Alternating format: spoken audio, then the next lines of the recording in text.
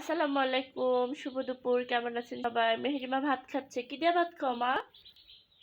মুরগির মাংস?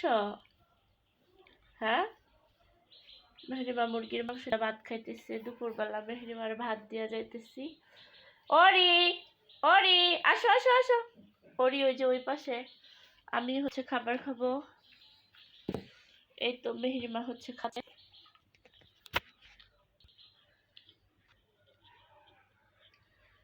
সবাই মেহেরিমার খাওয়াটা দেখেন। খাও, সুন্দর খাও বাবা।